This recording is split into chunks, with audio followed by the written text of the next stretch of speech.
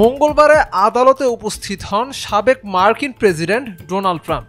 এদিন তার উপস্থিতিতেই সাক্ষ্য গ্রহণ হয় পর্নস্টার স্টর্মি ড্যানিয়েলসের।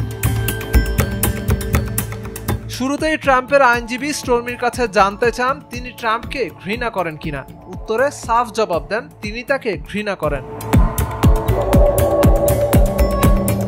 আইনজীবীর অপর এক প্রশ্নের জবাবে স্টর্মি জানান তার মুখ বন্ধ রাখার জন্য চুক্তি করেছিলেন ট্রাম্প, কিন্তু সেই চুক্তি অনুযায়ী পর্যাপ্ত অর্থ তাকে পরিশোধ করেননি ট্রাম্প, তাই স্টর্মি নিজেই চুক্তিটি বাতিল করে দেন।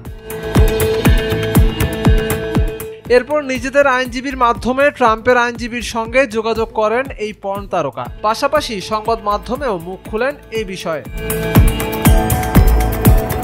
এরপর নতুন প্রস্তুত করা চুক্তির খসড়া এবং তাতে সম্মতি দিয়ে সই করেন স্টর্মি। আদালতে যখন স্টর্মি এসব কথা বলছিলেন তখন কোনো ধরনের প্রতিক্রিয়াই দেখাননি ট্রাম্প। সে সময় বেশ শান্তই ছিলেন মার্কিন এই সাবেক প্রেসিডেন্ট।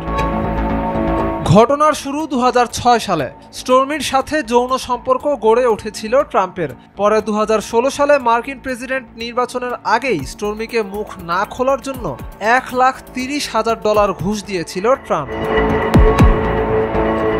এরই মধ্যে মামলার সাক্ষীদের সমালোচনা করার নিষেধাজ্ঞা অমান্য করায় ট্রাম্পকে 9 বারে $9,000 জরিমানা করেছেন নিউ ইয়র্কের একটি আদালত। সোমবারও একই ধরনের জরিমানা করা হয় তার।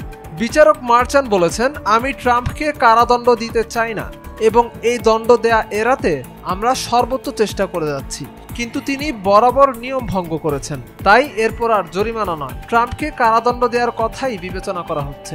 এটি না করলে এই মামলার বিচার ব্যাহত হবে, অভ্যন্তরীণ নিরাপত্তা চ্যালেঞ্জ তৈরি করবে ও আসন্ন প্রেসিডেন্ট নির্বাচন জটিল করে তুলবে।